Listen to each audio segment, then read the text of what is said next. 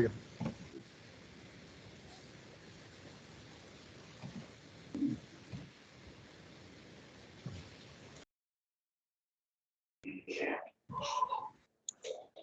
Ya estoy grabando, Luis. Adelante, doctora.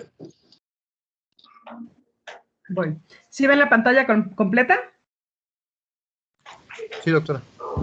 ¿En modo Sí, presentación? ¿La ven en modo presentación? Aún no. No, No, doctora. ¿verdad? No, la estamos viendo en... Perfecto. en- Sí. Ay, ahora sí ya. ¿verdad? Ahora sí ya. Perfecto. Ok, bueno, vamos a dar inicio con este webinar. En realidad yo les voy a dar una pequeña charla acerca de las técnicas electroquímicas para evaluar la resistencia a la corrosión. Yo ya muchos de ustedes me conocen, soy la doctora Ivonne Mejía Caballero y es un placer poderles dar esta charla. Pues vamos a hablar un poquito primero acerca de lo que es la corrosión. De manera general, hay una definición, la cual se refiere al daño del material al que está sujeto al estar expuesto en un medio ambiente. Hay otra definición que es una definición más electroquímica o química, se pudiera decir, y que se define mediante un proceso químico o procesos de oxidación o de reducción que se da en la superficie de un material mediante la transferencia de electrones. O sea que la valencia de los materiales cambian de un estado de oxidación más bajo a uno más alto. Por ejemplo, tenemos cuando el metal es expuesto en algún medio corrosivo, algún electrolito, por ejemplo, vamos a tener una semirreacción que en donde van a suceder todos los procesos anódicos, y también vamos a tener una semirreacción catódica en donde vamos a tener todos los procesos de reducción. La combinación de estas dos reacciones van a dar lugar a una reacción general que es la reacción general redox. Aquí, por ejemplo, voy a poner mi puntero. Aquí, por ejemplo, tenemos un metal que al estar expuesto en una solución en específica con aniones sulfato, al estar en contacto también con los cationes hidrógeno, bueno, pues el metal lo que va a hacer es pasar de un estado de oxidación más bajo a uno más alto con un determinado número de electrones. Estos electrones, estos mismos electrones que son liberados, van a ser absorbidos por lo que es la semirreacción catódica. Esto los va a tomar la semirreacción catódica de manera que haya un balance de estos electrones.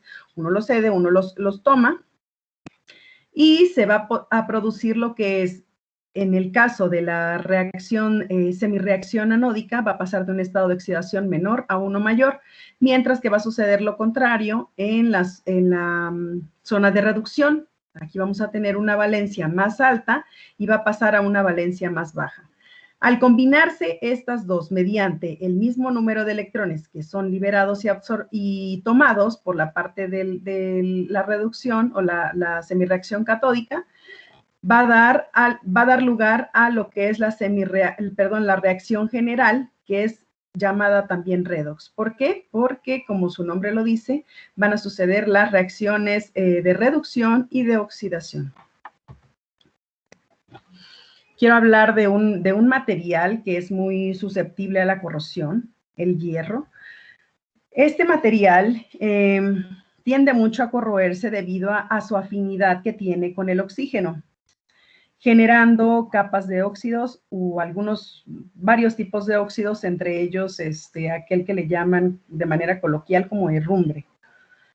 Existen otro tipo de aceros, quiero hablar de estos en específico, los aceros inoxidables, que en realidad están compuestos en su mayoría por lo que es el hierro. Tienen un gran contenido de este elemento químico. Sin embargo, se dieron cuenta que al adicionar pequeñas cantidades de cromo o ciertas cantidades de cromo, a partir de aproximadamente el 10%, lo que pasaba era que el hierro Claro, con la adición de algunos otros elementos, ¿no? Elementos químicos, no nada más el cromo. Pero se dieron cuenta que al adicionar este cromo, lo que pasaba aquí era que, como el cromo tiene más afinidad con el oxígeno, entonces ya no reaccionaba el hierro, sino el cromo, formando una capa protectora sobre la superficie del material. Hay estudios en donde se evalúan, hasta miden estas capas, ¿no? Ven la pasivación que tienen, cuando no está pasivado este material, cuando esta capa se rompe, por ejemplo. Hay muchos estudios, ¿no? Entonces es una de las alternativas, la adición de algunos elementos de aleación para incrementar o detener la velocidad de corrosión en los materiales. Pero ¿qué pasa? Entonces, todos los materiales metálicos, nos lleva a esta pregunta, ¿no? ¿Todos los materiales metálicos son afectados por la corrosión? Pues en realidad lo son la mayoría. La mayoría de los materiales son afectados por la corrosión. Algunos tienen velocidades de corrosión más lentas. Sin embargo, hay una serie ahí de materiales que les llaman materiales nobles, que se les llaman nobles porque son materiales inertes, se podría decir, o sea, que no reaccionan químicamente o electroquímicamente en algún medio, o reaccionan muy poco, muy poquito. Entonces, estos materiales son utilizados para ciertos fines que vamos a ver un poquito más adelante. Estos materiales son el cobre, el rutenio, el rodio, paladio, plata, renio, osmio, iridio, platino, oro y mercurio. Entonces, la gran mayoría de ellos se corroe y algunos de ellos no. Por ejemplo, los materiales que no reaccionan con el oxígeno son el platino y el oro. Los otros reaccionan muy poquito. Y bueno, aquí les muestro una tabla estándar de potenciales de electrodos en soluciones acuosas a 25 grados Celsius, que son medidos contra un electrodo normal de hidrógeno. Aquí podemos observar, del lado izquierdo se muestran las reacciones que están en el sentido de la reducción y del lado derecho podemos observar los potenciales correspondientes a de estos materiales. Aquí se observa, por ejemplo, aquí les muestro solamente algunos de ellos, por ejemplo, la plata con un potencial de 0.79, que es mucho mayor que, por ejemplo, el del hierro. El del hierro que tiene un potencial de menos 0.44. Esto quiere decir, nos da una idea de cómo pudiera comportarse este material. Por ejemplo, este material tiene un potencial mucho más alto que el del hierro. Entonces, el hierro va a ser más susceptible a corroerse que la plata. Aquí puse el del oro también porque, como les mencionaba, es el que no reacciona con el oxígeno, tiene un potencial muy alto, 1.8. Y algunos de los materiales que utilizamos aquí, por ejemplo, esta aleación no ferrosa, que es la base cobalto, tiene un potencial de menos 0.277. Y el níquel, por ejemplo, menos 0.257, muy cercano a este. El platino, por ejemplo, tiene un potencial muy alto, 1.188. Y bueno, aquí esta tabla está muy interesante. Aquí les puse hasta la referencia. Este es de este libro, precisamente. Y bueno, aquí nosotros lo ocupamos porque, por ejemplo, cuando estamos evaluando alguna aleación, algún acero, base hierro, base que no sea una aleación ferrosa, podemos observar aquí cuántos electrones van a estar involucrados en la reacción electroquímica para poder determinar la resistencia a la corrosión de un material. Por ejemplo, aquí vemos el hierro que pasa de un estado de oxidación de 0 a 2 más, que esta es la reacción más común del hierro. Aquí hay otra, por ejemplo, que pasa de un estado de 2 más a 3 más. También es posible, pero la reacción, por ejemplo, que se genera de una manera inmediata o más fácil, que es más fácil de generarse, es esta.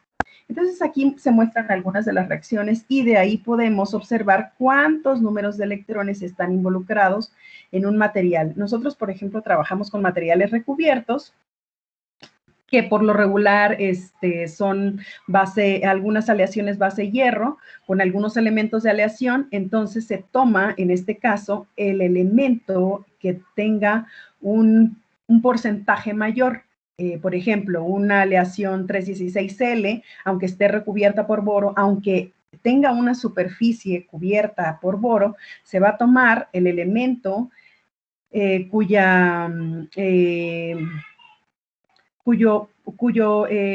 porcentaje atómico sea mayor. En este caso, el hierro. Y bueno, el problema de la corrosión genera muchas pérdidas. Por ejemplo, más de 70 billones de dólares, por ejemplo, por problemas de corrosión. Y estos corresponden a un 4% del Producto Interno Bruto en países industrializados. Es una pérdida. En realidad, como les comentaba, no es un problema que se pueda detener, simplemente a lo mejor se pueda desacelerar un poco los procesos de corrosión con algunos métodos.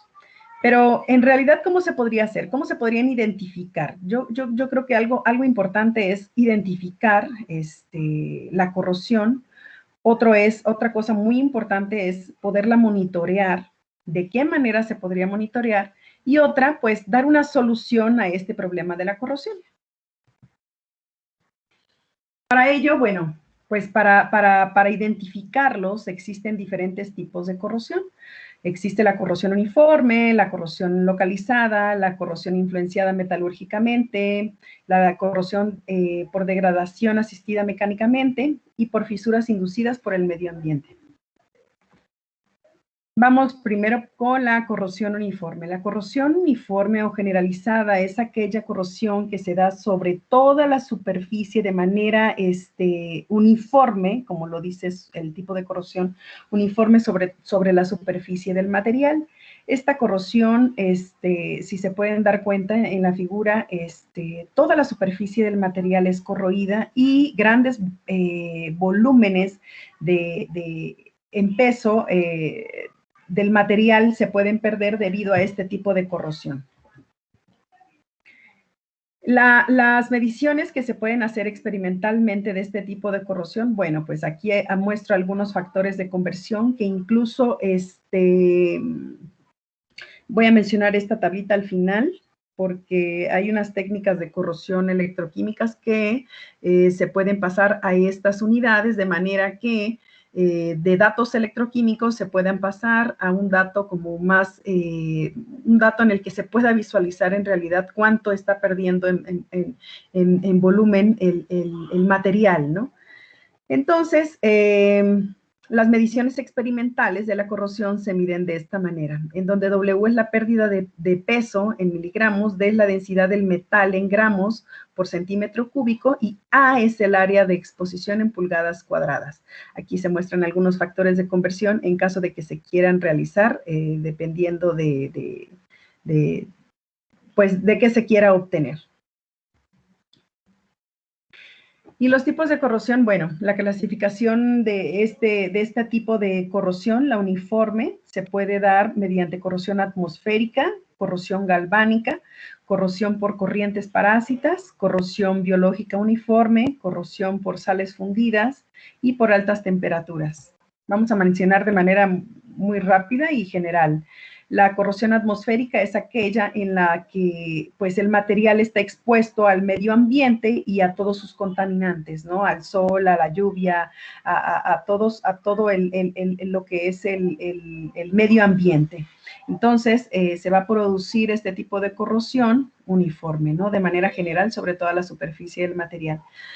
La corrosión galvánica es aquella que se da entre dos materiales que son por lo regular de diferente material, haciendo que, como son de diferente material, tienen diferentes potenciales los materiales, y esto hace que alguno funcione como ánodo, el otro funcione como cátodo, y al tener un electrolito en medio de los dos, pues bueno, aquí hace que se propicie este tipo de corrosión galvánica, ¿no? Es la fuente de iniciación. Tener dos materiales dos materiales diferentes. Y bueno, este tipo de corrosión, la corrosión galvánica, en realidad también se puede dar por deformaciones que tiene el material. Son aleaciones que son deformadas mecánicamente, por ejemplo. Pongo aquí el ejemplo de un clavo, ¿no? Este es un material que es deformado, en el que, si se dan cuenta, al ser deformado, pues va a tener algunas dislocaciones dentro de la superficie de este material o dentro del material, de manera que va a propiciar zonas anódicas y catódicas, en donde las zonas catódicas van a ser aquellas zonas que no estén deformadas, y las zonas anódicas van a ser aquellas que sí estén deformadas. Debido a la deformación que hay de estos planos cristalográficos, ¿no? Entonces se va a dar este tipo de efectos microestructurales. Y bueno, aquí muestro unas imágenes de SEM en donde se puede observar este tipo de corrosión al ser deformados mecánicamente. Otro tipo de corrosión también que se da es, o la fuente de iniciación más bien de este tipo de corrosión, es aquella que se da por una mala conexión eléctrica, produciendo que se acelere la corrosión en estos puntos. Puede ser una mala conexión, y la corriente, recuerden que siempre va a buscar el camino más corto, ¿no? No precisamente el que tenga que seguir, sino el de menos resistencia, ¿no? El que ponga menos resistencia. Entonces aquí esta fuente de iniciación, quizá una mala conexión o un mal aislamiento. La corrosión biológica, esta se va a dar en el contacto del material con algún medio que pueda producir bacterias, y que éstas puedan proliferar con el contacto con el oxígeno del material. Puede ser que al generarse este tipo de corrosión se acelere o se pueda disminuir la velocidad de corrosión, porque finalmente vamos a tener una capa sobre la superficie del material que puede ser como un recubrimiento incluso, pero bueno, eventualmente estos serán problemas, y esto propiciará que el material sea susceptible a corroerse. Aquí del lado derecho muestro ¿cómo es que se observa este tipo de corrosión? Se forman en forma como de granos de arroz, si pueden observarse, son colonias grandes. Aquí solamente muestro algunas, pero es como se observa mediante microscopía electrónica de barrido este tipo de corrosión biológica. Y bueno, la corrosión por sales fundidas, este tipo de corrosión se da, por ejemplo, en los generadores de vapor, en donde al estar en contacto con los productos de combustión, los gases del producto de la combustión van a generar unas sales sobre la superficie del material y van a hacer que el proceso de corrosión se acelere. Por altas temperaturas, lo que pasa es que se crea una capa sobre la superficie del material, una capa de agua, se podría decir. Lo que va a hacer es que los iones, que sea más fácil el transporte de los iones en esa superficie que está húmeda, y se va a propiciar este tipo de corrosión.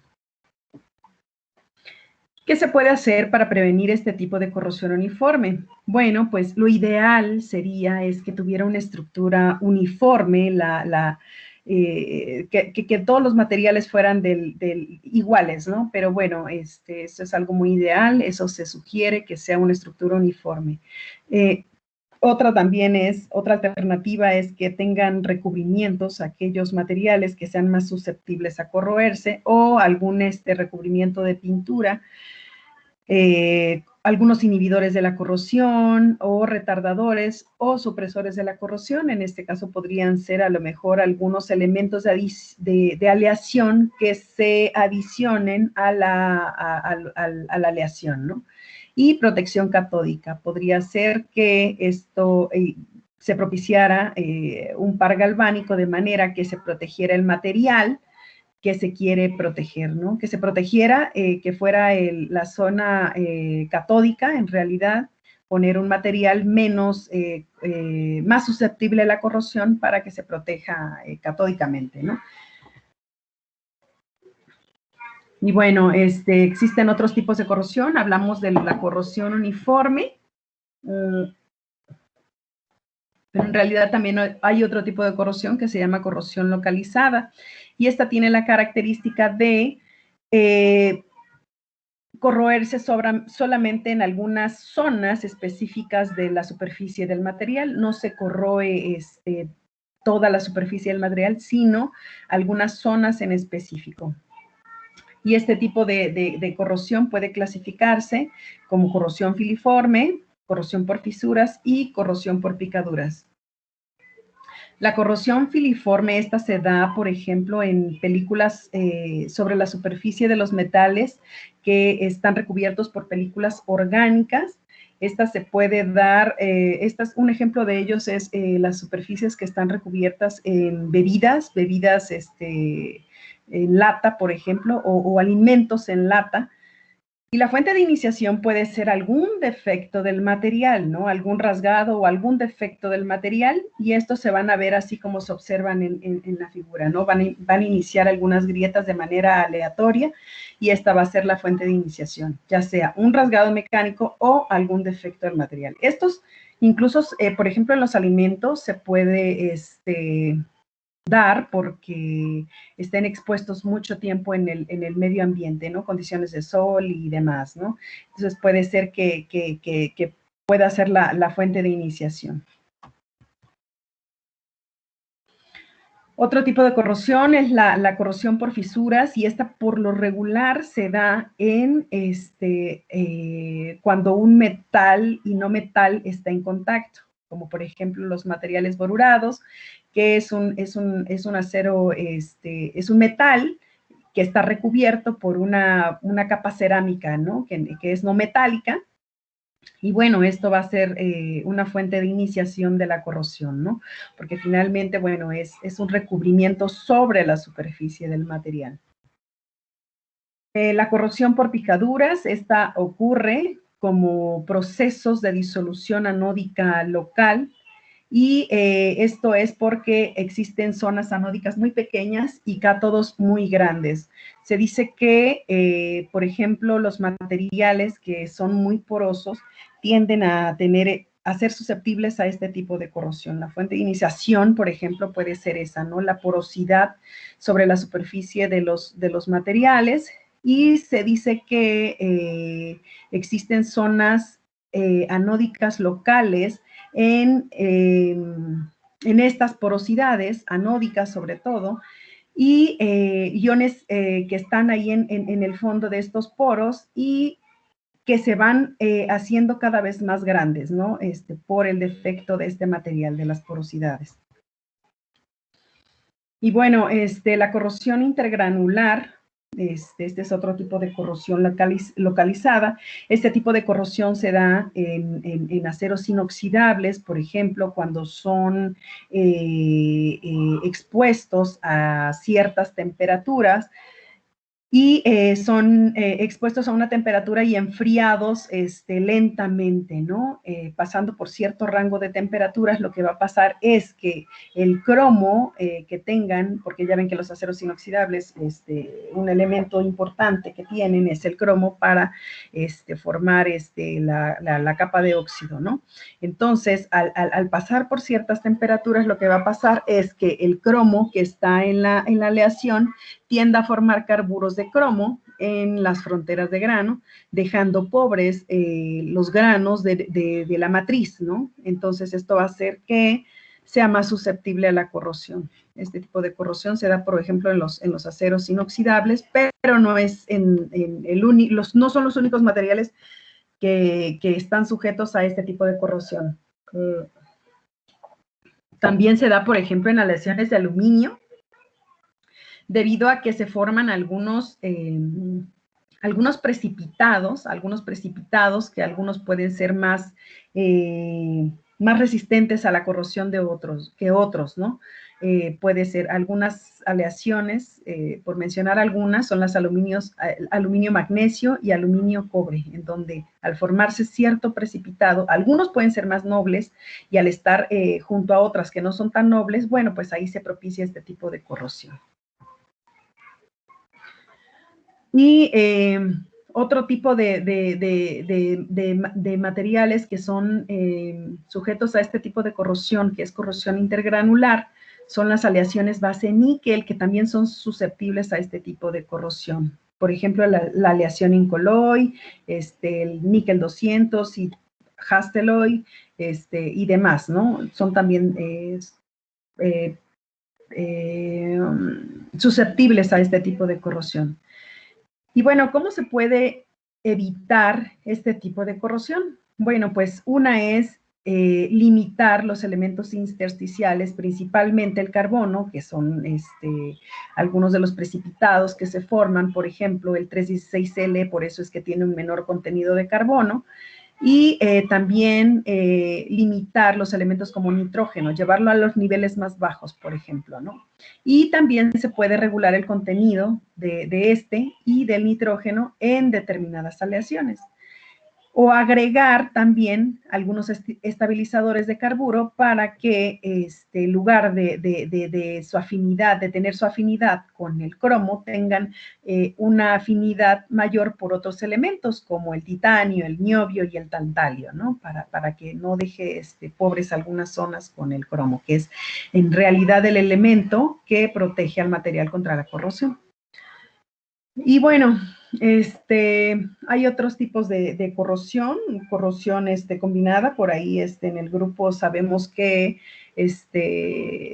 hay, no, es decir que los materiales están sujetos a corrosión, bueno, es algo como muy ideal, pero no siempre están sujetos nada más a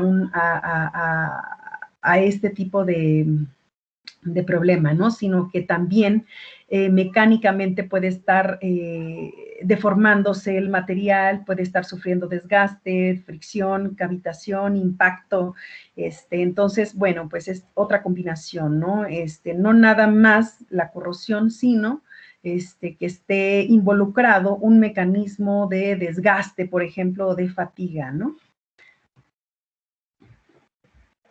Y bueno, independientemente de la susceptibilidad que tengan, porque bueno, van a tender a los materiales a tener de ser susceptibles a cierto tipo de corrosión por el tipo de material que sea.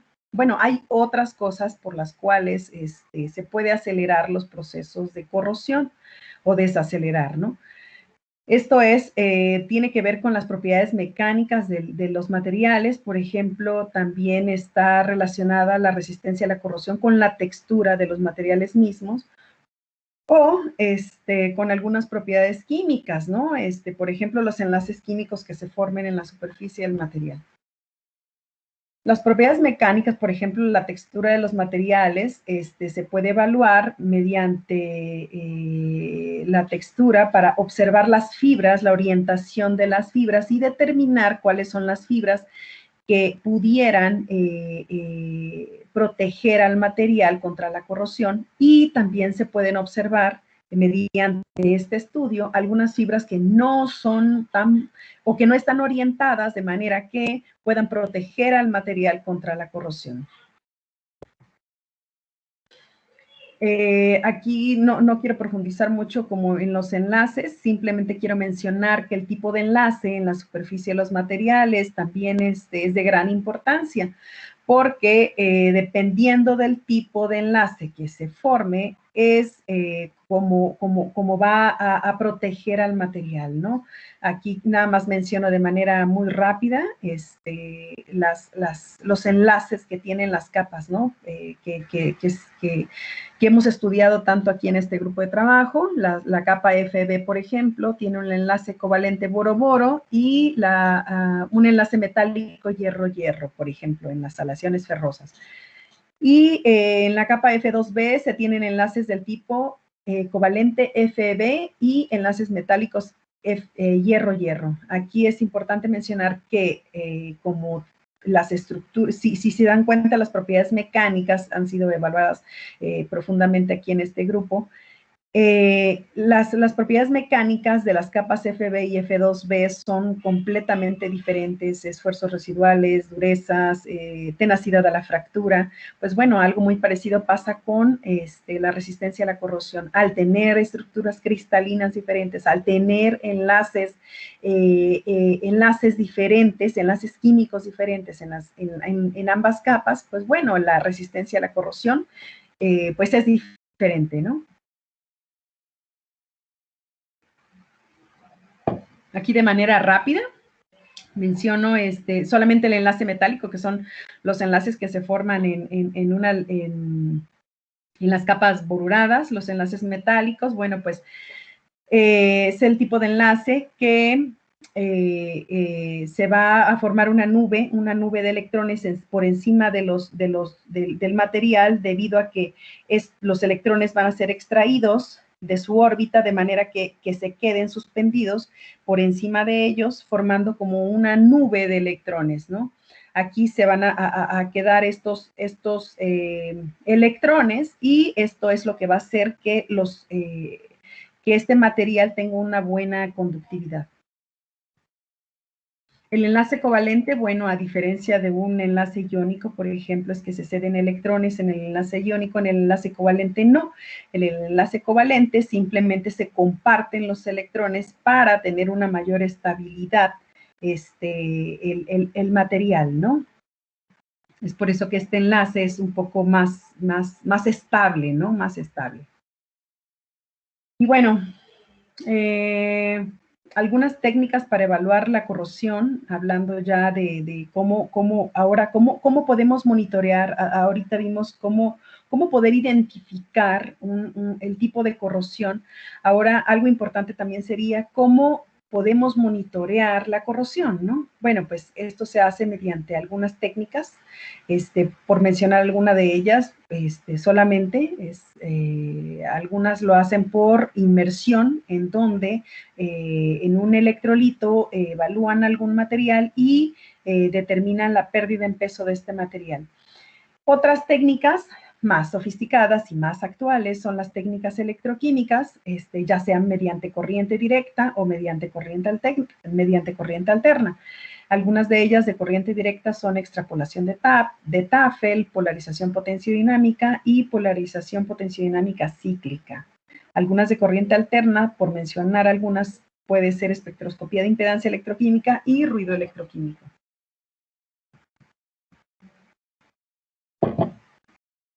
Pues les comentaba, ¿no? La técnica de corrosión por inmersión, aquí está la norma, todo se hace bajo ciertos estándares que hay que cumplir. Y lo que se hace es medir la pérdida de masa con respecto al tiempo, ¿no? Es la técnica de corrosión por inmersión. Parece una técnica fácil, pero bueno, lleva ahí toda una metodología, ¿no? Para poder realizar bien las pruebas. Y bueno, la técnica de polarización, las técnicas electroquímicas es otra alternativa para monitorear la corrosión. Y bueno, una de ellas es la técnica de polarización potenciodinámica. Antes de realizar las pruebas de polarización potenciodinámica, es necesario realizar las pruebas de potencial de circuito abierto, en donde, por ejemplo, aquí vemos el gráfico, en donde se grafica el potencial con respecto al tiempo. Aquí lo que observamos es que al monitorear el material puede alcanzar valores que no corresponden al potencial de equilibrio. Por eso es necesario que se deje un tiempo determinado. ¿Hasta cuándo? Bueno, pues solamente hasta graficar podremos observar el comportamiento que va a tener el material, y bueno, cuando alcance un estado estacionario, bueno, pues querrá decir que ese es el potencial de circuito abierto de este material. Aquí en este tipo de pruebas no se aplica ninguna perturbación, el electrodo no está polarizado, en realidad solamente se mide el potencial con respecto al tiempo, o sea, cómo es el comportamiento. Y bueno, ¿qué pasa detrás de este fenómeno del potencial de circuito abierto? Vamos a explicarlo un poquito mejor. Esto tiene que ver con la ecuación termodinámica, por ejemplo, en donde tenemos la energía libre de Gibbs, que es igual a la energía estándar, más un valor que corresponde a la constante de los gases por la temperatura, por el logaritmo natural del cociente de reacción. ¿Y qué es esto, no? Bueno, en realidad esto tiene que ver con la reacción global que mencionaba, que se da en una reacción redox, ¿no? Aquí, por ejemplo, observamos los reactivos y los productos de la reacción global, que es la suma de las dos reacciones, la semirreacción anódica y la semirreacción catódica. Entonces, aquí tenemos los productos y los reactivos. Este Q o cociente de reacción va a estar dada por los coeficientes estequiométricos de los productos y de los reactivos. Esto, si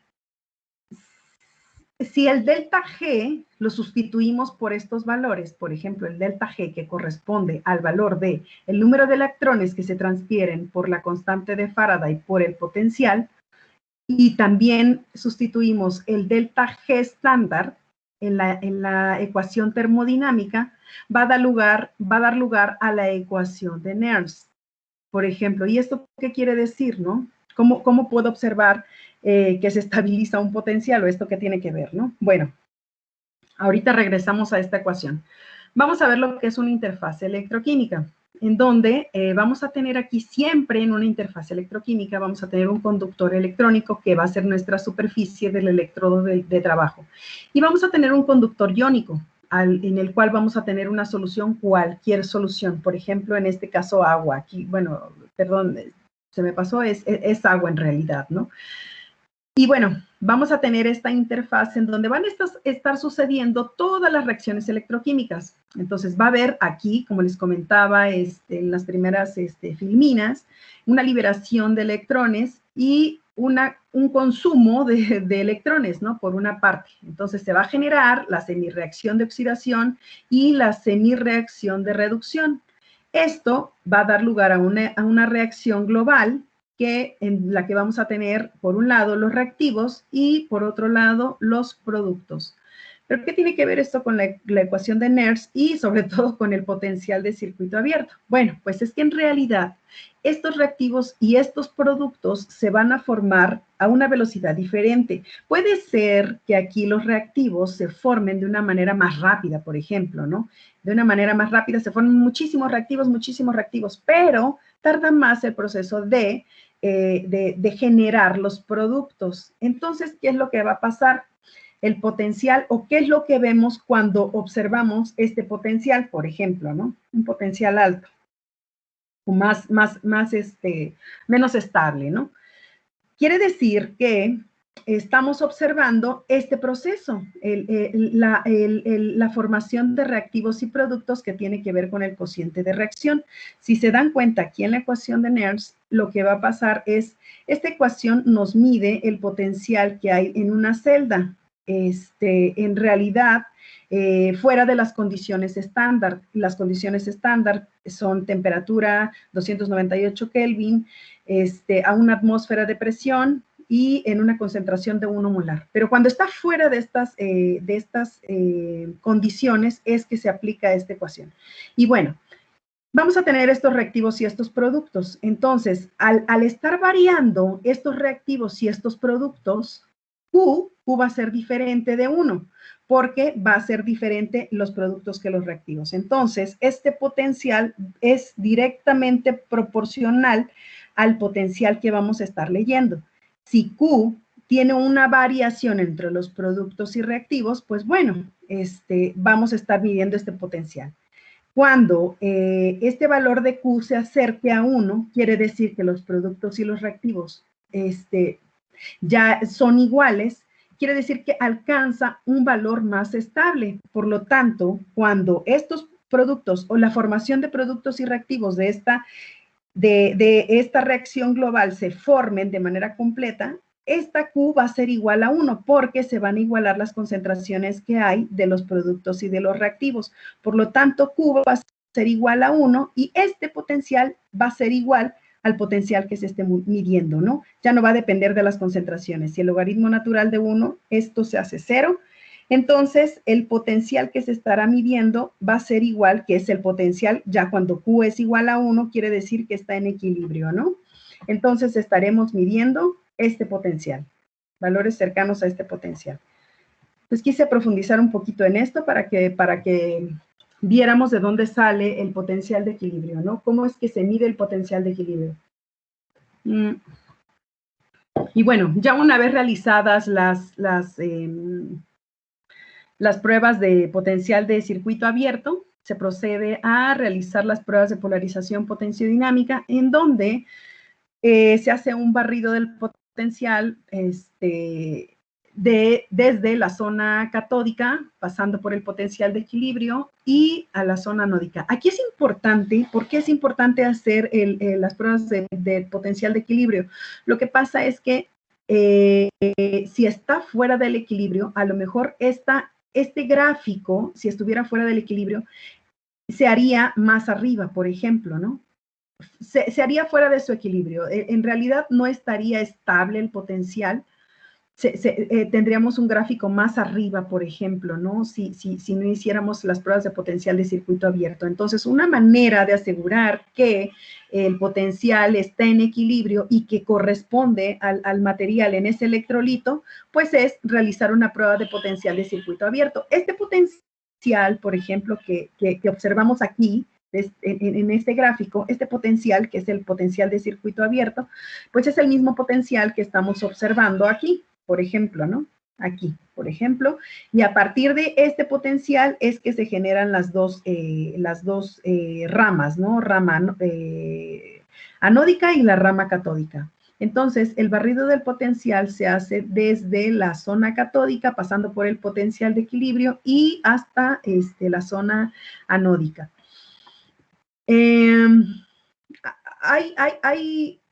Bueno, esto se tiene que hacer, obviamente, bajo una norma también, en donde se especifica hasta dónde hay que abrir este potencial, ¿no? Por lo regular, si se quiere, en realidad este tipo de pruebas se hacen, la resistencia a la corrosión se obtiene en un valor muy, muy, muy cercano al potencial de equilibrio.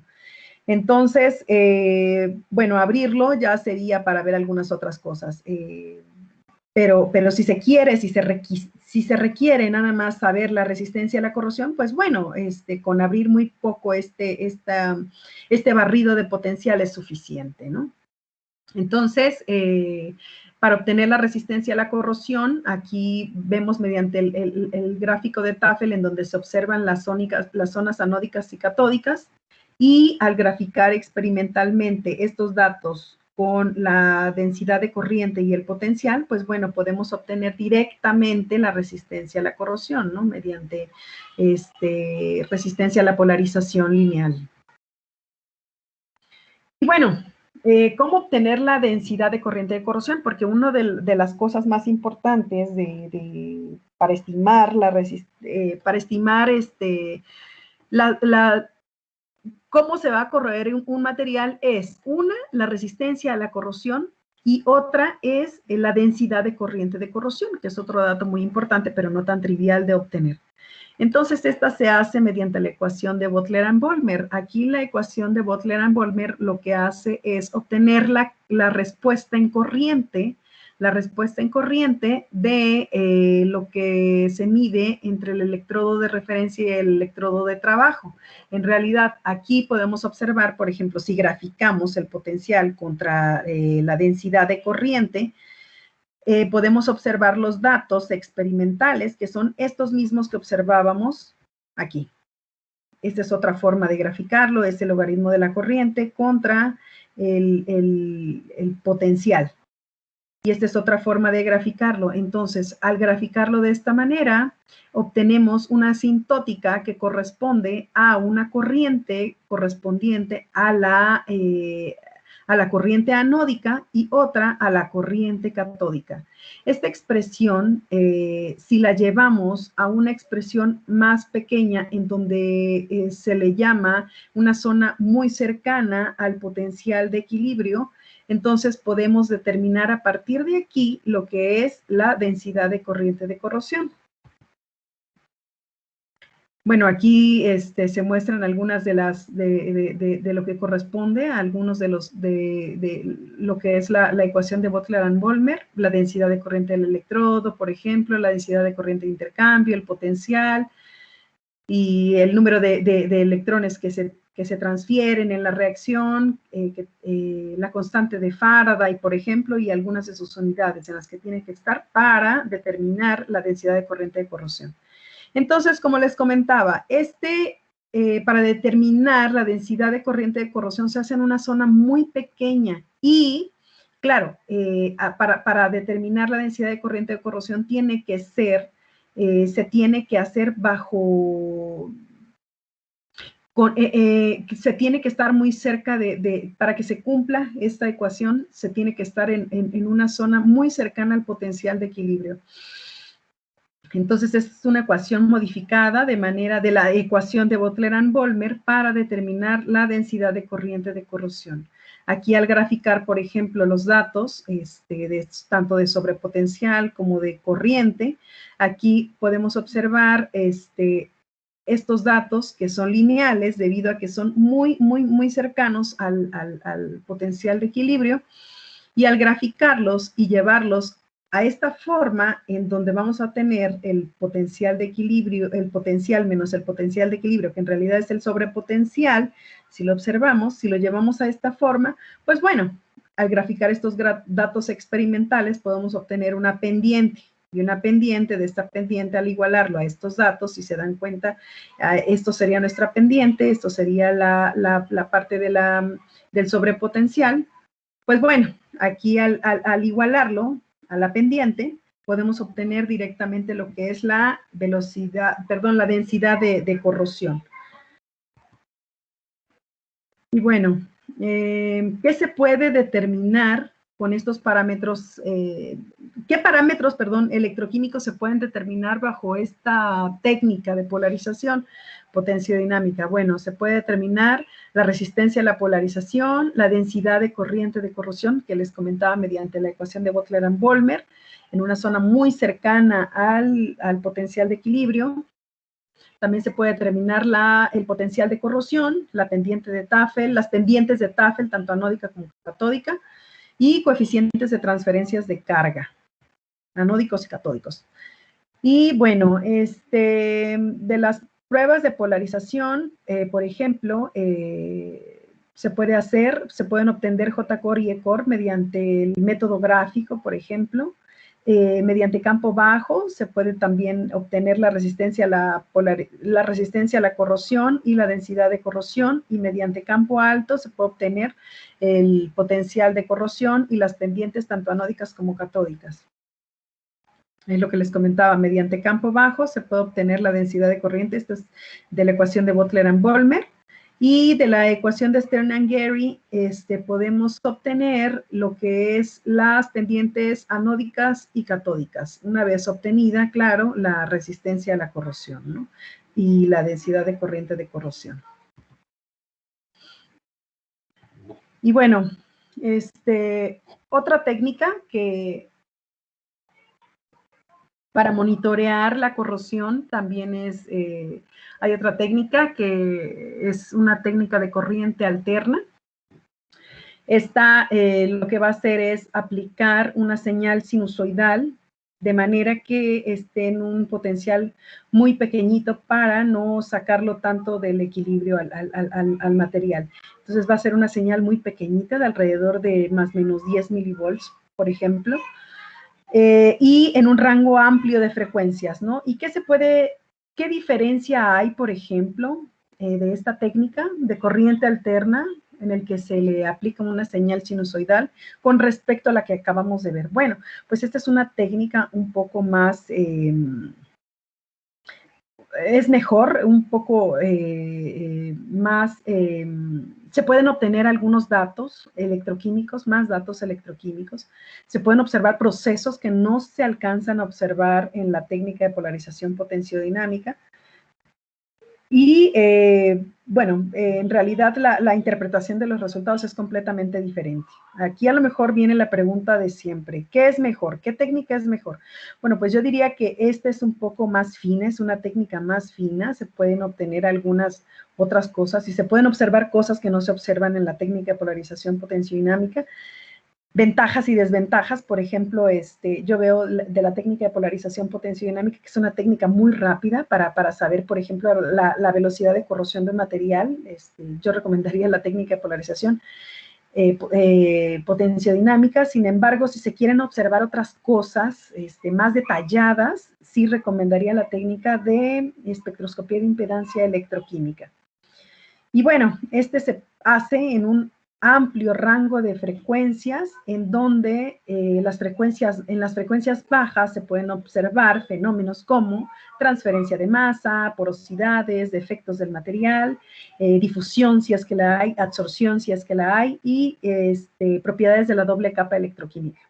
Y a altas frecuencias podemos observar lo que son los recubrimientos o algunas capas de óxidos. Y bueno, la manera en que se realiza esta técnica es, bueno, obtener los datos experimentales y graficarlos de esta manera mediante gráficos de Nyquist y mediante gráficos de Bode. ¿Para qué? Pues para observar algunas características del material, para observar si hay alguno o más procesos, por ejemplo, aquí en las constantes de fase, aquí nada más tenemos una constante de fase, pero si tuviéramos 2 o 3, por ejemplo, constantes de fase, aquí podríamos observar que si está pasando algún otro proceso, alguna otra cosa a bajas o a altas frecuencias, ¿no? Se grafica mediante diagramas de Nyquist, por ejemplo, en los que se puede observar directamente lo que es la resistencia a la solución. Podemos obtener los datos de la resistencia a la solución, del electrolito en el cual está inmerso el material, por ejemplo. Y en el eje real podemos observar lo que es este punto, que es la resistencia a la solución más la resistencia de lo que sea, ¿no? Del recubrimiento, del material sin recubrimiento, etcétera. Y bueno, otra manera de graficarlo también, y es necesario hacerlo también, es mediante los valores de impedancia, la magnitud de la impedancia contra la frecuencia, o el ángulo de fase contra la frecuencia. Ambos, este gráfico, por ejemplo, es muy parecido a en donde tenemos aquí, podemos observar la resistencia de la solución, y aquí podemos observar la resistencia de la solución más la del recubrimiento. Estos dos gráficos son como muy parecidos. Uno es en la frecuencia y en el eje real, imaginario, en el eje real. Ambos dan como resultados muy parecidos. Sí es completamente diferente. Aquí les vuelvo a reiterar, se pueden observar los procesos que están sucediendo en este sistema, en el sistema que se esté evaluando, cosa que no se observa con la otra técnica. Y bueno, en realidad lo que se hace es, como se le aplica una señal sinusoidal, recuerden que el paso de la corriente, cuando es una señal de corriente directa, bueno, pues simplemente es una resistencia pura, ¿no? Pero ¿qué pasa cuando es un circuito de corriente alterna? Bueno, cuando es un circuito de corriente alterna, el análisis que se tiene que hacer de la oposición del paso de esta corriente es mediante impedancias. Entonces, se tiene que hacer mediante impedancias y estas impedancias tienen que ver con las reactancias. En realidad son reactancias. Va a haber una impedancia real, por ejemplo, la impedancia real va a ser una impedancia, una resistencia pura, más la reactancia, que puede ser una reactancia inductiva o una reactancia capacitiva, ¿no? Porque también la oposición del paso de esta corriente va a estar dada ya sea por un inductor o un capacitor. Y bueno, los elementos activos, de manera general lo puedo mencionar que pueden ser fuentes, baterías, pilas, generadores, ¿no? Y como elementos pasivos son las resistencias, bobinas y capacitores.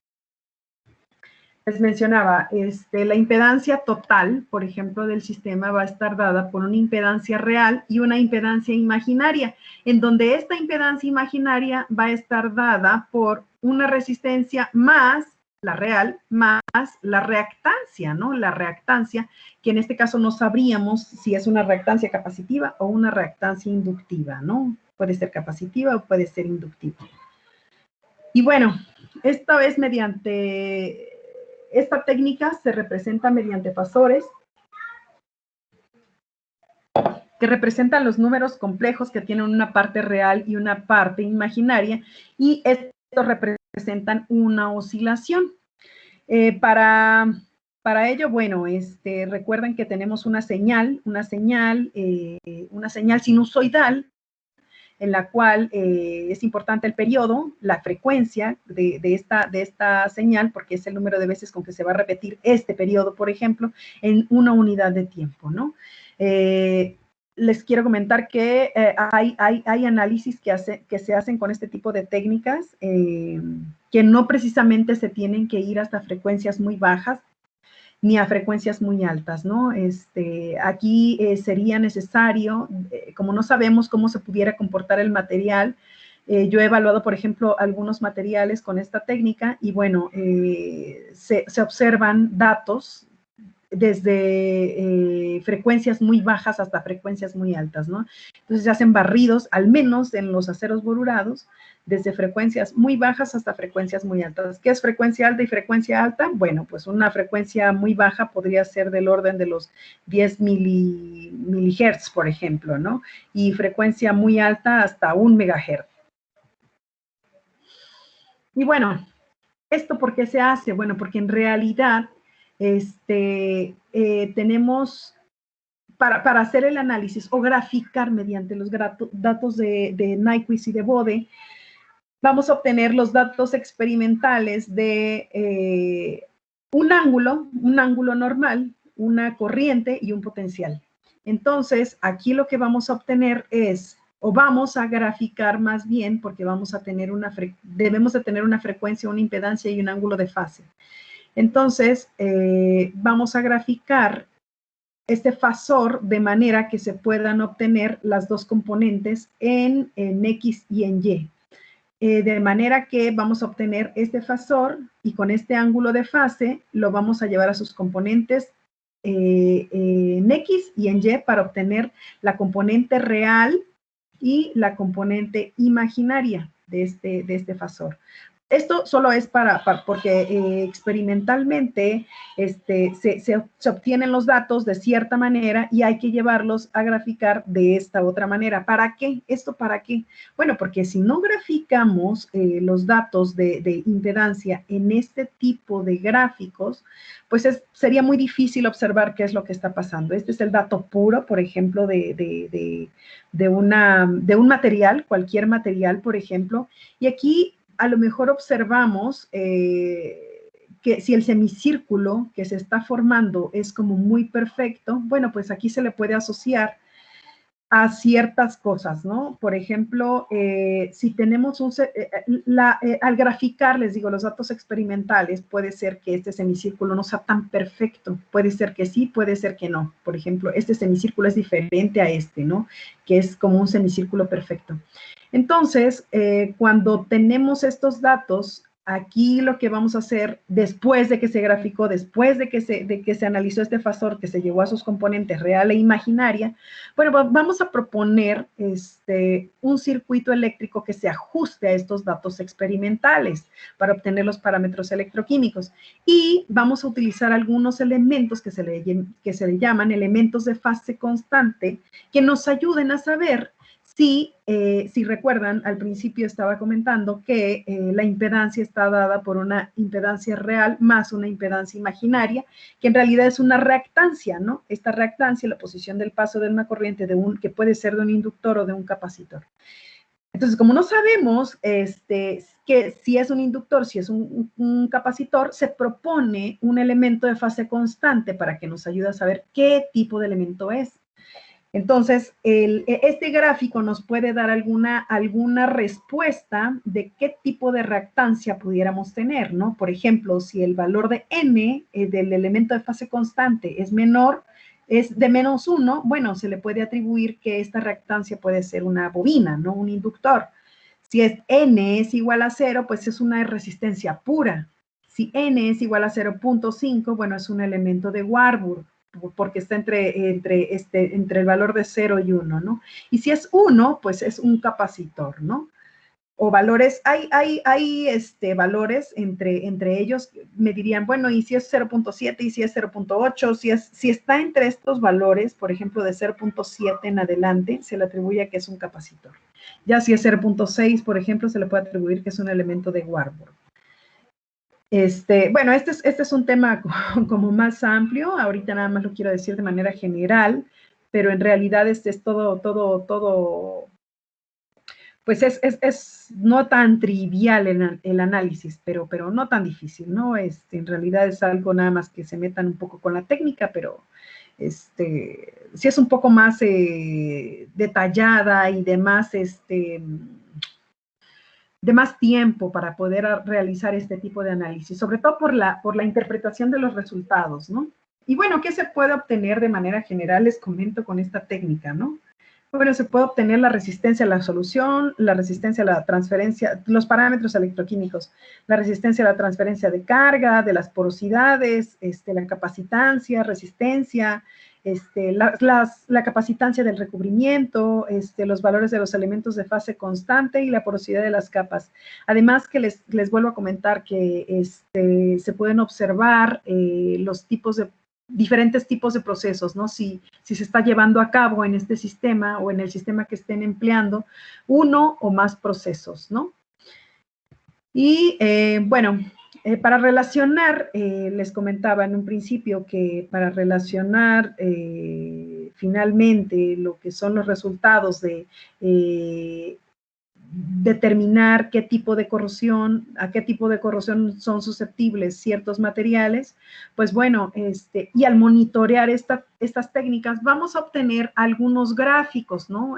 Con estas técnicas electroquímicas. Finalmente, estos gráficos nos van a dar alguna información que de cierta manera podemos relacionar finalmente con alguna técnica de caracterización, ya sea microscopía electrónica de barrido, o la técnica de XPS, ¿no? Que es espectroscopía de fotoelectrones emitidos por rayos X, ¿no? Puede ser en donde podamos relacionar, por ejemplo, algunas cosas que observemos en SEM con los resultados electroquímicos o la formación de algunas especies también de estos datos electroquímicos y que podemos relacionarlos también con SEM-IEDS, por ejemplo, ¿no? Esta es otra manera de también como concluir un trabajo, ¿no? Para poder hacer una mejor interpretación de los resultados, ¿no? No nada más la técnica de electroquímica para evaluar la corrosión, sino también apoyándose de técnicas de caracterización superficial. Y bueno, ¿qué podemos concluir de esto? Les digo, la celda electroquímica en equilibrio, que es el potencial de circuito abierto, aquí no se polariza, nada más se obtiene información termodinámica del proceso. Recuerden, no hay ningún flujo de corriente, ¿no? Entonces, nada más se estabiliza el potencial se obtiene información del potencial con respecto al tiempo, ¿no? Y cuando se lleva fuera del equilibrio, que se aplica a un potencial, por ejemplo, en la técnica de polarización potenciodinámica, ahí se lleva fuera del equilibrio porque se aplica un potencial para observar la respuesta en corriente. Y, bueno, de la técnica de corriente directa se aplican potenciales que aquí aplica el principio de superposición, ¿no? Donde la corriente total es igual a la suma de todos los procesos que hay en ella. Y en las técnicas de corriente alterna tenemos el dominio de la frecuencia, aplicando una señal sinusoidal de más o menos 10 milivolts aproximadamente en un rango amplio de frecuencias, ¿no? Esto permite separar las contribuciones de la respuesta. Y bueno, ¿cómo se hacen? Independientemente de la técnica de corrosión, estas, les comentaba, son técnicas electroquímicas, ¿no? Pero, ¿qué es una técnica electroquímica o qué es la electroquímica? Vamos a hablar muy poco, nada más para concluir esto, cómo es que funcionan estas técnicas, ¿no? Bueno, la técnica electroquímica es una respuesta que vamos a obtener de un sistema electrodo-solución, con una estimulación eléctrica, ¿no? Ahorita voy a explicar el tipo de celdas que va a haber. No siempre va a haber una estimulación eléctrica, puede ser que sí la haya, puede ser que no, pero digamos que si se tiene una estimulación eléctrica en un sistema electrodo-solución, se va a obtener algo, ¿no? La cinética y los mecanismos de reacción. Las aplicaciones de ella, bueno, tienen una amplia aplicación. Las técnicas electroquímicas se utilizan para evaluar la corrosión, otras se utilizan para realizar sensores que puedan determinar algunos niveles, por ejemplo, de dopamina, algunos sensores electroquímicos, como analizadores de combustión para medición de emisiones de gases, por ejemplo, en aplicaciones industriales. Alguna de otras aplicaciones es mediante la electrodeposición de metales a partir de recuperación y lixiviación de algunos de estos materiales a partir de pilas y baterías recicladas. También se utiliza para realizar celdas de combustible y electrodeposición de metales para aplicaciones en electrónica, por ejemplo, ¿no? Tiene muchísimas aplicaciones en electroquímica. Y bueno, esto surge, todo se lleva a cabo, les vuelvo a repetir, de un sistema electroquímico se lleva a cabo en la interfase del material, que es la interfase, está dada por un conductor electrónico, que es el electrodo de trabajo, y el conductor iónico, que es el electrolito, que le llaman también soporte-solución, ¿no? Entonces, aquí va a haber un movimiento de iones y va a haber un acomodo de estos para comenzar con las reacciones de oxidación y de reducción en esta interfase, ¿no? Y bueno, existen dos tipos de celdas electroquímicas. Aquella en la que al estar presentes dos materiales se va a generar por sí solo la electricidad. Este tipo de reacciones, de celdas, en este tipo de celdas se llevan a cabo reacciones espontáneas, es decir, que no necesitan aporte energético porque en realidad generan electricidad. Esto quiere decir que la energía, el delta G debe de ser menor a cero. Por otra parte, están las celdas electrolíticas, donde tenemos unos materiales, pero aquí sí hay que suministrar una corriente al sistema. Al suministrar una corriente, quiere decir que es una reacción que necesita aporte energético, por lo tanto, el delta G va a ser mayor que cero. Aquí, al suministrar una corriente, lo que va a pasar es que se formen algunas reacciones químicas, ¿no? Y bueno, algunos de los componentes característicos es un componente va a ser el ánodo, un componente va a ser el cátodo, perdón. En el ánodo se van a llevar las reacciones de oxidación y en el cátodo se van a llevar las reacciones de reducción, semireacciones de reducción. Y bueno, los componentes de una celda, por decirlo de manera general, es contar con dos materiales diferentes, uno que funcione como ánodo, uno como cátodo, que haya un paso de los electrones, que se le aplique un potencial, o si es galvánica o si es electrolítica, dependiendo, y un puente que haya para que se conduzcan por ahí los electrones. Pero bueno, eso es como de manera general. En realidad lo que tenemos nosotros o con lo que se trabaja son con celdas electrolíticas, ¿no? ¿Por qué? Porque se realizan con un potenciostato, se les aplica un potencial, por ejemplo, para realizar las pruebas de polarización potenciodinámica, por ejemplo, se aplica un barrido de potencial, se aplica un potencial para sacar fuera del equilibrio al sistema y se hacen mediante celdas estándar. Estas celdas estándar están compuestas por electrodos de referencia, contraelectrodos y electrodos de trabajo. Por eso se le llaman celda electroquímica estándar de 3 electrodos. Hay de 2 electrodos, pero por lo regular las más comunes son las de 3 electrodos.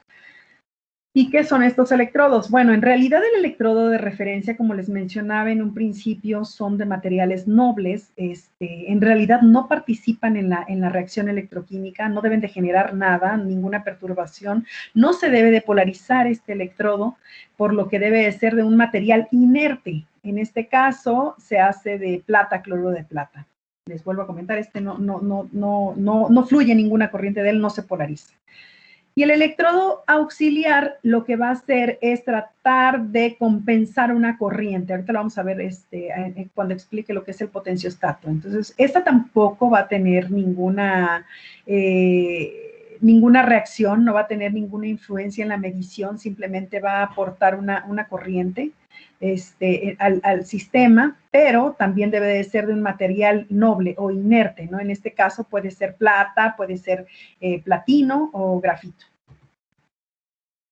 Y bueno, el electrodo de trabajo, ¿no? Como les comentaba, si es una celda electrolítica, se va a aportar se va a suministrar una corriente y se van a generar a partir de ahí una reacciones de oxidación y de reducción, ¿no? Reacciones electroquímicas.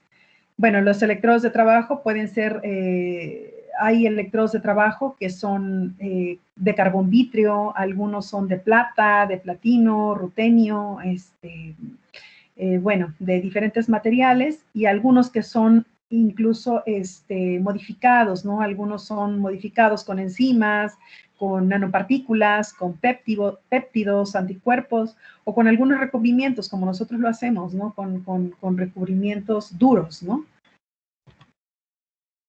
Y bueno, una parte importante también es el electrolito, la solución en la cual va a estar inmersos todos estos electrodos para que se lleve a cabo las reacciones electroquímicas. Y bueno, estos deben de tener ciertas características como deben de ser lo suficientemente conductivos, ¿no? Por ejemplo, deben de tener una resistencia baja, pero deben de ser lo suficientemente conductivos. Aquí muestro algunas soluciones que son como de las más usadas, como electrolitos, ¿no?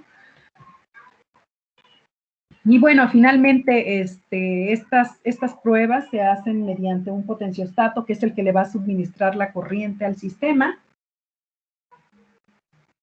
Y en realidad, lo que va a suceder es que, les digo, se va a medir, en realidad vamos a medir el potencial, la diferencia de potencial que hay entre el electrodo de referencia y el electrodo de trabajo. Este es el potencial que vamos a medir. Y la corriente que va a estar suministrando el sistema, va a ser el contraelectrodo, lo que va a hacer es llevar a la corriente que se le está imponiendo al sistema para que se pueda medir la diferencia de potencial que hay entre el electrodo de referencia y el electrodo de trabajo. Entonces va a tener dos trabajos el potenciostato, ¿no? Una es medir la diferencia de potencial que existe aquí entre el electrodo de referencia y el electrodo de trabajo, y otra es forzar a la corriente del contraelectrodo, forzar a esta corriente para imponer las condiciones a las cuales nosotros pusimos el potenciostato, ¿no? Por ejemplo, en las pruebas de polarización de potenciodinámicas, llevarlo a corrientes de la respuesta en corriente del potencial de entrada, ¿no? Por ejemplo, de más o menos 20 milivolts, por ejemplo, ¿no? Y bueno, en realidad lo que hace un potenciostato es controlar el potencial de una celda electroquímica y el galvanostato, la corriente, ¿no? De una celda electroquímica. El potenciostato, vamos a ver la respuesta en corriente y el galvanostato, vamos a ver la respuesta en voltaje. Y bueno, pues sería todo, muchachos. Hasta aquí, no sé si tienen alguna duda. Doctora, buenos días. Soy Josué. Sí, voy. Déjame Sí. dejarte. Ok. Me surge una pregunta. Voy. ¿Sí? Sí, bueno, le estaba comentando, doctora, que en la técnica de espectroscopía de impedancia electroquímica, Sí. esta técnica determina lo que es la resistencia a la solución. Sí. En lo que es la técnica de polarización potenciodinámica, cuando Sí. se realiza la medición de la corriente de corrosión con el potenciostato, Sí. ¿esta corriente se podría ver afectada por la resistencia del electrolito o no? Fíjate que en realidad, Josué, es una buena pregunta. Fíjate que si nosotros ponemos un material en diferentes electrolitos, va a ser diferente la resistencia. Entonces, cada quien va a tener su resistencia, ¿no? Incluso el potencial de equilibrio va a ser diferente en diversos electrolitos, ¿no? Entonces, sí va a estar influenciada por la solución en la cual esté expuesta el material, ¿no? La resistencia a la solución va a ser diferente, incluso de la concentración que tenga la misma, Josué. Ah, ok.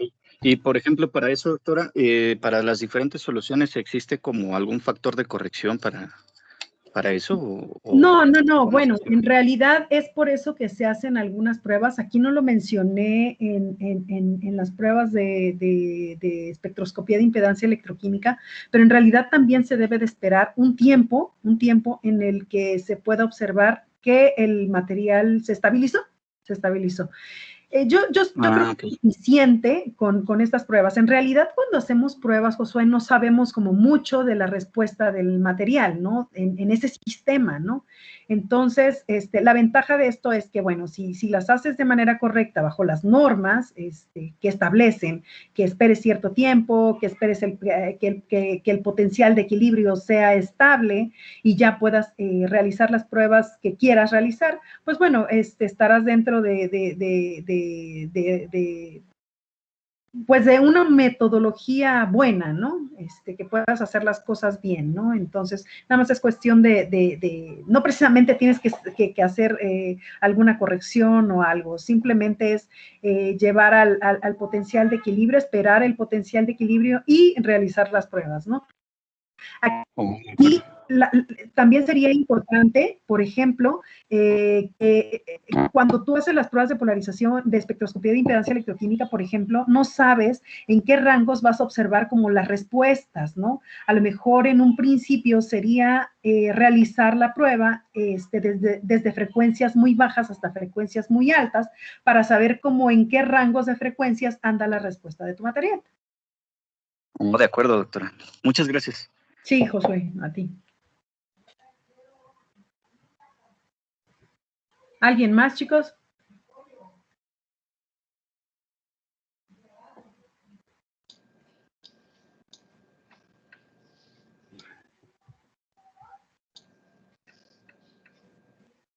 ¿Alguien más, muchachos?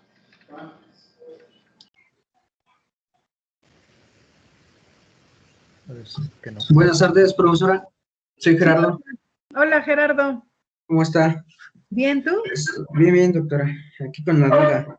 Hace ratito que estábamos viendo los tipos de corrosión que se dan en los diferentes materiales, Sí. explicó que era una corrosión por fractura o por fisura, algo así dijo, ¿no? Que es la que se da, por ejemplo, en los componentes que tienen capas, por ejemplo, los borurados, ¿no? Sí, por deformaciones, ¿no? Exactamente. Aquí, ¿cómo es que empieza la corrosión, doctora? ¿O en dónde es que comienza? Sí, lo que pasa, Gerardo, es que cuando algún material, la corrosión galvánica hablaba precisamente de ello, ¿no? Y que se inicia, la fuente de iniciación es mediante las deformaciones mecánicas, ¿no? Ponía el ejemplo muy, muy claro de un clavo, ¿no? Por ejemplo, al ser deformado el clavo, la fuente de iniciación es las dislocaciones que hay en este clavo, ¿no? Al tener los planos no uniformes, sino de manera como dislocaciones, esto puede ser una fuente de iniciación, ¿no? Unas zonas, las que no son deformadas, pues, funcionan como cátodos, mientras que las zonas deformadas funcionan como ánodos. Esa es la fuente de iniciación. Ah, perfecto. Entonces, por los efectos de contracción o los esfuerzos residuales que quedan durante estos tratamientos es la principal causa de esto, ¿no? Se podría decir. Pues al estar sujetos a ciertas deformaciones, como se distorsionan o se generan dislocaciones, esto hace que se propicie este tipo de corrosión, ¿no? La corrosión galvánica, simplemente por estar deformados. Son más susceptibles a corroerse. Perfecto, doctora. Muchas gracias. Sí, de nada, Gerardo. Buenas tardes. Hola, buenas tardes. Buenas tardes, doctora. Bueno, Hola. con respecto aquí al comentario que está diciendo Pantoja y lo que le acaba de comentar usted, entonces, a medida que nosotros incrementamos el número de dislocaciones en nuestro material, ¿incrementa la corrosión? Claro, claro. Así es. Ah, ok. Entonces, estos defectos lineales propician a que tengan una mayor, bueno, sí, obviamente, si nosotros deformamos al material, incrementamos la energía de estos, Así es. la energía interna, la energía interatómica, para que estos puedan interactuar más fácil con estos agentes corrosivos. Así es. Claro, claro. Ok. Ok. Entonces, y viendo ya desde el punto de vista de los procesos termoquímicos, en este caso en el borurado, si nosotros sometemos nuestro substrato a este proceso, vamos a generar una capa endurecida y por lo tanto vamos a tener una mayor cantidad de dislocaciones, posiblemente al momento de que... No estamos generando mayor cantidad de dislocaciones, sino estamos generando esfuerzos residuales de tensión y compresión. Eso también puede influir en la resistencia a la corrosión. Los esfuerzos residuales. Mira, yo considero que en realidad son muchos factores, muchísimos, Alberto, muchísimos. Cuando uno define como cierto mecanismo de corrosión, algunos autores incluso mencionan que por ahí mencionan que no nada más están sujetas a cierto mecanismo, ¿no? Es como que no están tan de acuerdo que se definan de esta manera los mecanismos de corrosión, ¿no? Porque se supone que están sujetos a muchas cosas, a muchas cosas. A varios ambientes. Claro, claro, claro. Uh-huh. Puede ser desde, por ejemplo, hablemos de las capas boruradas, ¿no? Tan solo el hecho de generar una capa, un recubrimiento sobre la superficie del material, ya estamos ahí propiciando lo que es la corrosión por fisuras, ¿no? Porque tenemos un sistema metal-no metal, ¿no? También al generar, depende de la aleación, algunos compuestos, algunos precipitados sobre la superficie del material, se crean zonas anódicas y catódicas catódicas, ¿no? Si es una aleación, por ejemplo, un acero inoxidable, se propicia la corrosión intergranular, por ejemplo, ¿no? Entonces son muchos factores, Alberto, que influyen. Por ahí mencionaba también la textura de los materiales, supongo también los esfuerzos residuales, no lo he visto como detenidamente, pero supongo yo que todas estas características de propiedades diferentes de los materiales, claro, influyen en la resistencia a la corrosión y en el comportamiento mecánico, ¿no? Sí, claro, sí, ya ahorita ya lo empecé a analizar. De hecho, por ejemplo, en la corrosión intergranular,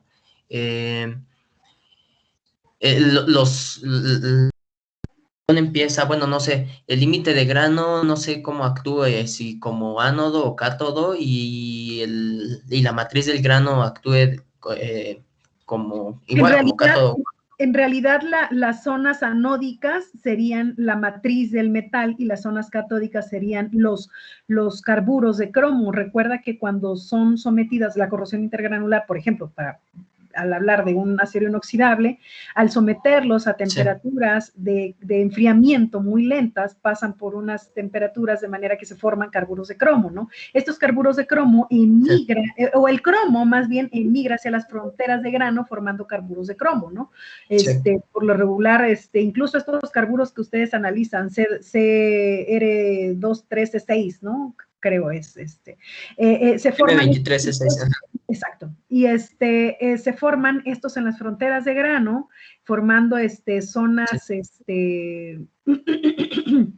pobres en la matriz del grano o en el centro del grano, y estos funcionan como zonas anódicas, mientras que las fronteras del grano, que son las zonas de más alta energía, funcionan como cátodos. Ok. Sí, hasta ahorita ya se me prendió el foco en ese sentido. Ok, muchas gracias. Sí, Alberto, a ti. Doctora, yo tengo un par de preguntas. Sí. Por ejemplo, mencionó en la presentación pues la corrosión superficial, o bueno, la corrosión uniforme, y también mencionó otro apartado, la corrosión por porosidades. Entonces, entiendo que no son lo mismo, tanto la superficial y uniforme como por porosidades. O sea, yo podría entender, por ejemplo, citando otra vez el ejemplo de las aleaciones de cromo, que las porosidades, más bien que la corrosión por porosidades se puede llevar a cabo de manera interna, o sea, como lo comentó ahorita, intergranularmente. Bueno, son diferentes tipos, ¿no?, de corrosión. Te digo, pueden llevar a cabo muchísimos tipos de corrosión en una aleación, cuando están inmersos, por ejemplo, o están expuestos a cierto ambiente, ¿no? Son diferentes, por ejemplo, de la corrosión uniforme. La corrosión uniforme se da sobre toda la superficie del material, y de la que me hablas de las porosidades, esas se dan por picaduras. Una fuente de iniciación de la corrosión por picaduras mencioné que podrían ser las porosidades, ¿no? Porque los poros también, estos defectos superficiales del material, pueden formar también zonas locales anódicas, ¿no? Que propicien que la velocidad de corrosión se acelere, ¿no? Entonces son diferentes, una es la corrosión uniforme y otra la corrosión por picaduras, que está dentro de la corrosión localizada, ¿no? Que se va a dar solamente por zonas, primero por zonas, ¿no? Por zonas. Una pequeña zona del material va a estar afectada, ¿no? Y bueno, les comentaba de corrosión por picaduras, que la fuente de iniciación es tener zonas anódicas muy grandes y zonas catódicas zonas catódicas muy grandes y ánodos pequeños, ¿no? Y también la fuente podrían ser las porosidades. Ok. Bueno, y bueno, por ejemplo, en el caso de las capas boruradas, doctora, mencionó, bueno, que con respecto a los tipos de enlaces que hay entre FeB y Fe2B, en ese caso, por ejemplo, yo entendería que, bueno, superficialmente estos materiales que tienen el tratamiento del borurado, pues tienen Sí. una resistencia al desgaste y a la corrosión, o sea, mayor, ¿no?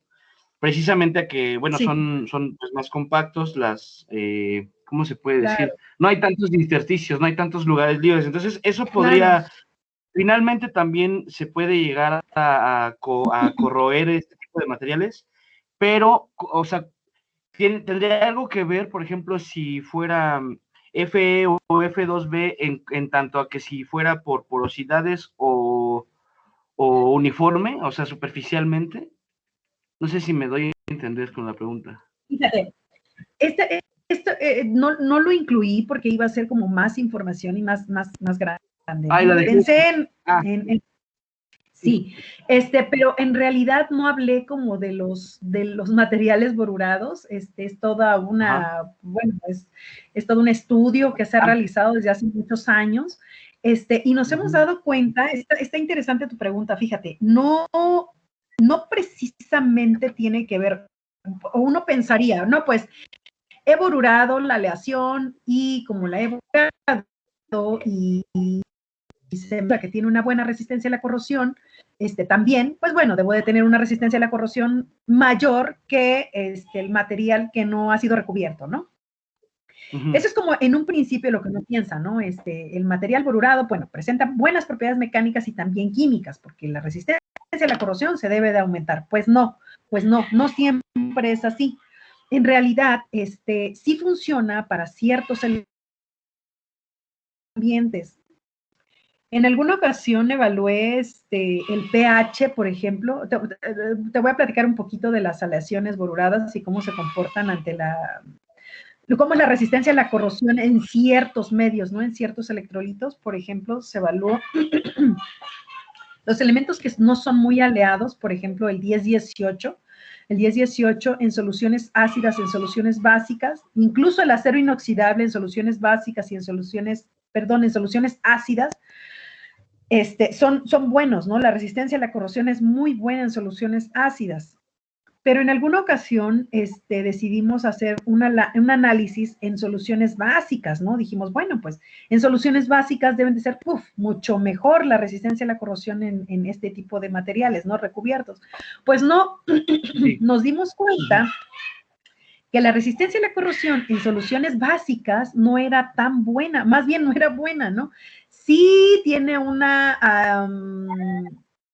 considerable resistencia a la corrosión adecuada, pero no suficiente. Lo supera el material de referencia, por ejemplo, en un acero inoxidable, ¿no? Entonces, sí.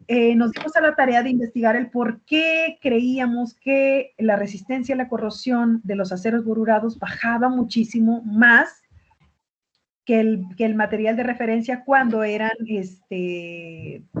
monitoreados o cuando eran evaluados en soluciones básicas. Entonces, por ahí nos dimos cuenta que hay algunas, si recuerdas, estos son sistemas que se analizan en celdas electrolíticas en las que se alimenta el sistema mediante una corriente y se obtienen reacciones electroquímicas, ¿no? Entonces, de estas reacciones electroquímicas nos dimos cuenta que se generaban ciertas especies que hacían que la resistencia a la corrosión bajara, ¿no? Uno de los motivos, pueden ser muchísimos motivos, como le comentaba Alberto, ¿no? Puede ser uno de los motivos que se generaban ciertas especies sobre la superficie del material que hacían que tuviera una menor resistencia a la corrosión. Otra puede ser, por eso les comenté, no nada más es la resistencia a la corrosión de estas especies, ¿no? De lo que ves, la respuesta de tu técnica electroquímica con la caracterización mecánica, ¿no? Sino puedes relacionarla con otros estudios, o con otras cosas, ¿no? Como son los enlaces covalentes, la textura del material, ¿no? En sí, la aleación misma, ¿no? ¿Qué tipo de corrosión o a qué tipo de corrosión es más susceptible, ¿no? Entonces, por ahí yo te sugeriría, después lo revisamos, por eso te comentaba de reunirnos, porque sí, en realidad se comportan de manera diferente, ¿no? En soluciones básicas, los materiales borurados no funcionan. Bueno, no Ok. funcionaban. Ahorita ya hemos hecho otra cosa, otro tratamiento superficial, de manera que se ha incrementado la resistencia a la corrosión cuando se elimina la fase más externa, que es la fase FB. Cuando se elimina esa fase, bueno, es otro cantar, ¿no? Ahí, por ahí vamos a tener un trabajo, estamos realizando un trabajo en el que realizó un alumno de aquí del grupo, que se elimina la fase más externa, y bueno, eso hace que se incremente muchísimo la resistencia a la corrosión. Perdón. Ok. Muchas gracias, doctora. Pero bueno, finalmente sí son diferentes, Eduardo. No podemos generalizar Sí. de que las capas boruradas funcionan para todos los electrolitos. No, esto depende del electrolito Ok. en realidad, ¿eh? Sí, sí, sí. Ok. Queda claro, doctora. Muchas Ok, gracias. sí.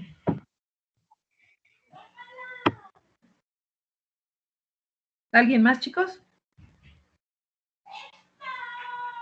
A mí solamente me surgió otra duda, doctora. Sí, sí, sí. A ver, Gerard. Por ejemplo, no sé si sea válido también para aleaciones que no son recubiertas. Usted ahorita comentaba que al momento de incrementar el número de dislocaciones en un material, Sí, propiciábamos zonas favorecidas para la corrosión, ¿no? así es. Por ejemplo, agarremos dos barritas de alguna aleación, un Ajá. acero. Sí, Una la vamos a deformar doblándola cíclicamente, muchas veces, Ujú. deformarla de la manera como se nos ocurra. sí, Y la otra no le vamos a hacer nada. sí. Si a las dos las sometemos a una exposición, la que deformamos tiene una probabilidad o tiene más preferencia para corroerse más rápido. Así es, así es. Se va a corroer más rápido aquella que esté más deformada que la que no hayas deformado. Perfecto. Por los defectos, las dislocaciones que se forman, Gerardo. Eso hace que sea más susceptible a corroerse. Ok, entonces es tanto válido para materiales recubiertos como no Sí, recubiertos. sí, como no recubiertos, así es. Perfecto. Perfecto, gracias, doctor. Sí, Gerardo. ¿Alguien más, chicos?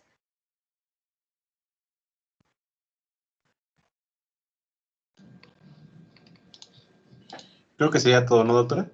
Ok. Bueno, muchachos, pues aquí termino la grabación. Le agradezco mucho a la doctora su participación y su exposición clara y concisa.